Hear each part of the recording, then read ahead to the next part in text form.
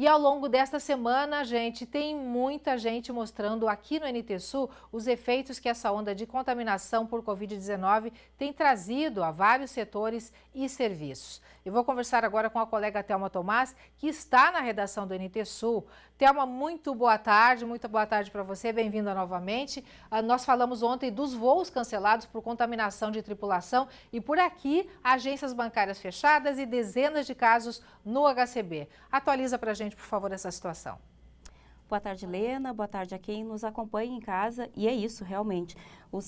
A onda de Covid-19 aí, essa nova onda que a gente vem acompanhando, vem trazendo, então, algumas alterações e impedimento em serviços. E dessa vez chegou, então, a Covid ao Hospital de Caridade e Beneficência aqui de Cachoeira do Sul, com 17 casos confirmados, 10 aguardando, então, a confirmação de testes realizados e 11 afastados também por terem sido considerados contactantes, que são aquelas pessoas que têm contato com algum agente positivado, né, com alguma pessoa da família ou do seu convívio que tenha tido o positivo para a Covid-19. Com isso, então, tem 38 funcionários do hospital afastados nesse momento.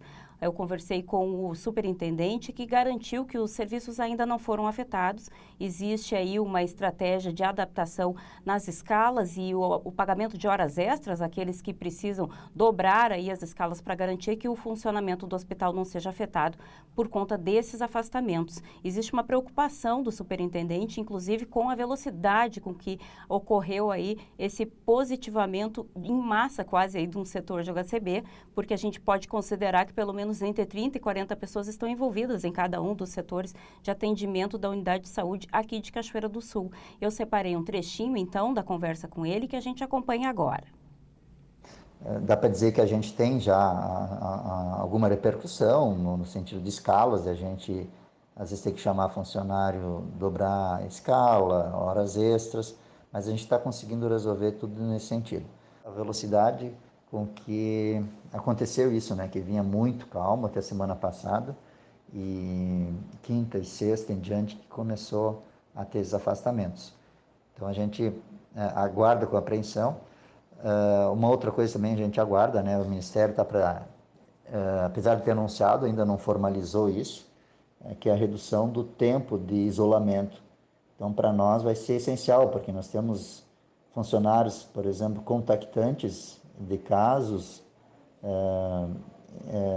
e que tem que se afastar 15 dias, né? Mesmo sem ter sintoma nenhum, só por ser contactante familiar, né? Tem um familiar que é suspeito, nós temos que afastar 15 dias esse funcionário.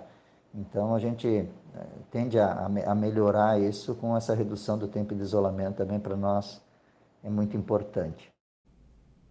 Pois é, então aí a manifestação do superintendente do hospital garantindo a manutenção dos serviços, falando então sobre o positivamento de casos lá na instituição e defendendo a redução do tempo de quarentena. Assunto que a gente trouxe ontem aqui, né, Helena, ao vivo, no NT Sul. Eu lembro de ter falado aqui que o ministro já tinha anunciado, então, essa decisão do Ministério da Saúde em alterar as normativas e reduzir o tempo de quarentena de 10 para até 7 ou 5 dias. No entanto, essa formalização ainda não aconteceu. A decisão está tomada, mas precisa ser efetivada por meio de uma normativa que ainda não foi estabelecida pelo Ministério e não está vigente, então, nem nos estados e nem nos municípios, embora a decisão esteja tomada e já tenha sido anunciada.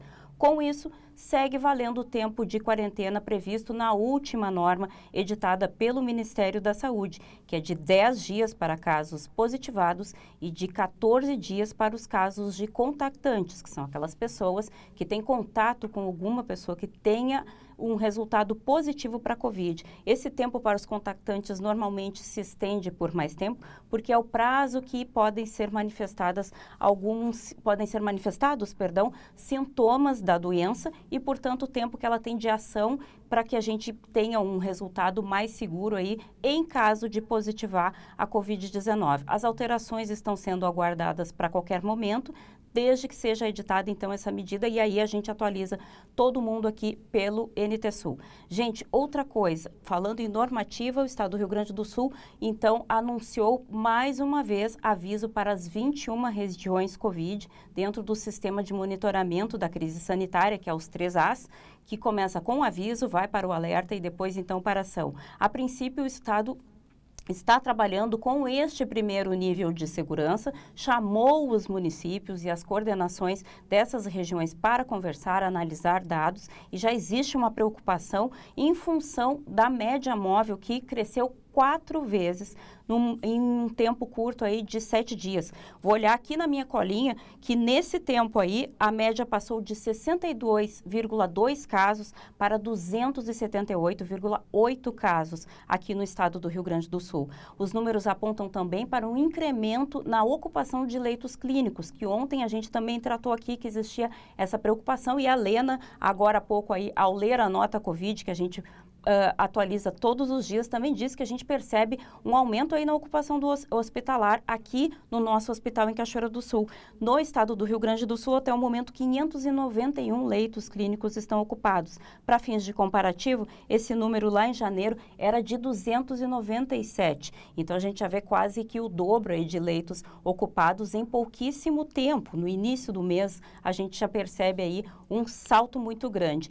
Lena, então, o estado também está de olho nas regiões e percebendo aí que é preciso ficar atento com essa disparada dos casos de Covid e a ocupação hospitalar também. É verdade, é uma situação que não dá para relaxar de jeito maneira. Tem uma perguntinha que eu te faço a gente já está sabendo de antemão aqui, tu confirma para a gente, a Covid-19 atingiu ou chegou ao alto escalão do estado do Rio Grande do Sul? Pois é, o governador Eduardo Leite anunciou ontem que testou positivo para a Covid-19 pela segunda vez. Em agosto de 2020, ele foi acometido pela doença pela primeira vez, precisou utilizar analgésicos, foi uma crise mais leve, e agora, com as 2 doses da vacina, a expectativa do governo do estado é de que o governador ali, todo o seu staff tenha anunciado de que ele tenha sintomas leves ou continue assintomático como está no momento. Ele informou que não sente nada, que não tem nenhum sintoma, e que vai seguir trabalhando pelo governo e comandando o estado do Rio Grande do Sul de maneira remota. Outro serviço que foi afetado aqui em Cachoeira do Sul, aproveitando para atualizar, é a questão do Banrisul. Ontem nós falamos que o Banrisul aqui da agência do centro de Cachoeira do Sul estava com as portas fechadas em função de funcionários que acabaram positivando para a Covid-19. Agora, a informação é que a agência da Zona Norte está fechada também por conta da Covid-19. Um caso foi confirmado na agência da Zona Norte e, portanto, ela está fechada hoje. A assessoria de imprensa da instituição bancária nos confirmou que é um caso e que, por medida sanitária e cumprindo os protocolos, a agência vai ficar fechada, vai passar por sanitização e todos os funcionários serão testados. Se seguir o mesmo modelo que ocorreu aqui na agência do centro, amanhã os serviços devem ser retomados tranquilamente, né, Helena? Porque foi o que aconteceu aqui, mas os serviços de autoatendimento seguem funcionando, o pessoal pode chegar ali e utilizar os caixas eletrônicos. Não, Thelma, aqui em Cachoeira do Sul, que medidas ou o que o Executivo Municipal está planejando para seguir nesse combate, nesse enfrentamento a essa nova etapa, essa nova fase da Covid-19? Hoje de manhã eu conversei com a assessoria de comunicação da Prefeitura, que informou que a fiscalização está intensiva, que eles continuam nas ruas procurando, então, essas pessoas que precisam estar em isolamento para garantir que esse cumprimento do período de quarentena esteja sendo seguido à risca. Além disso, uma equipe itinerante de vacinadores está percorrendo os bairros com a ambulância da Secretaria de Saúde e no sábado, Lena Caetano, vai fazer um roteiro no interior, buscando quem ainda não vacinou contra a Covid-19. Lembrando ainda que estão disponíveis os testes nas unidades de saúde, em todas elas, e um horário especial de atendimento, que a gente está colocando todas as informações aí na tela, na US1, aqui junto ao INSS.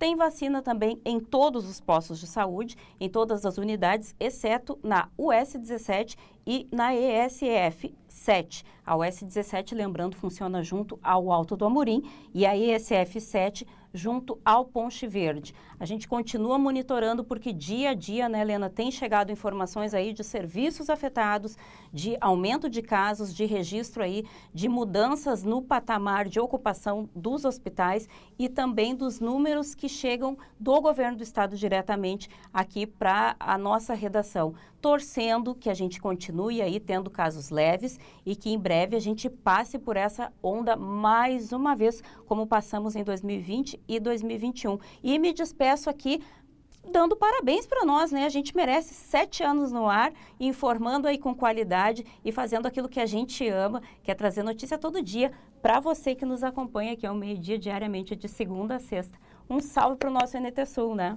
Salve, salve! Falou bem, Thelma, a gente assina embaixo. Thelma Tomás participando conosco, atualizando o Covid e também parabéns, NT Sul, 7 anos no ar juntinho com você. É hoje!